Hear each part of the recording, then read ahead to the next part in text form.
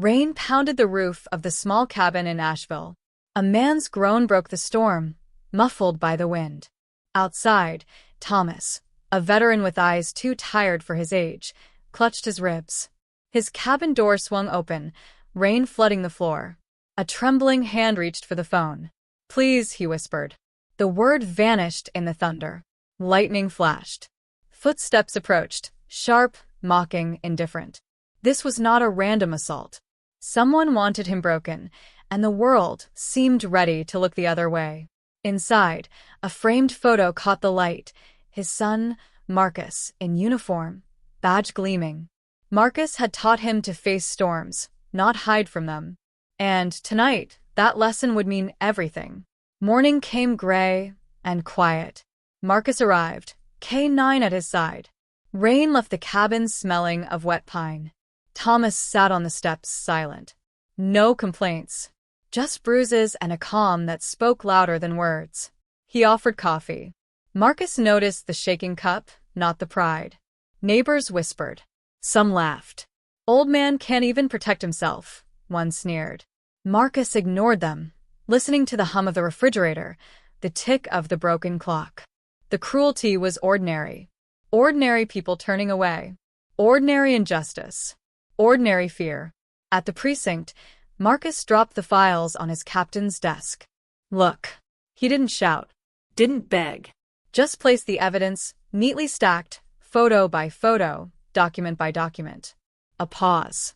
Silence. The captain's eyes widened. Corruption, once invisible, began to show its cracks.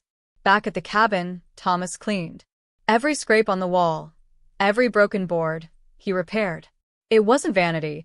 It was proof that care could exist where violence had struck. Marcus traced the evidence back to a powerful local contractor. The man had bullied, bribed, and silenced for years. But here was the truth, plain and undeniable. Marcus and his K9 followed the trail, finding emails, witness statements, even financial transactions. No rage, no theatrics. Just logic. Quiet, meticulous, relentless truth. Words spread slowly. At first, whispers, then hesitant nods. Neighbors, officers, even some of the contractor's own staff started questioning. The laughter faded. The mocking stopped.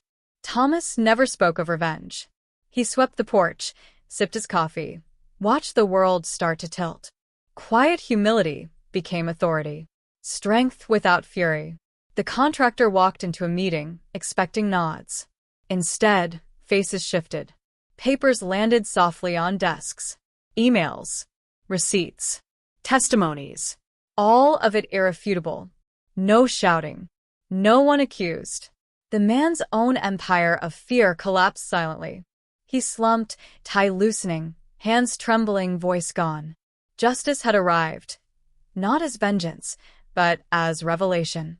Marcus knelt beside his father that evening. "Why didn't you fight back?" he asked. Thomas smiled, bruised but unbroken.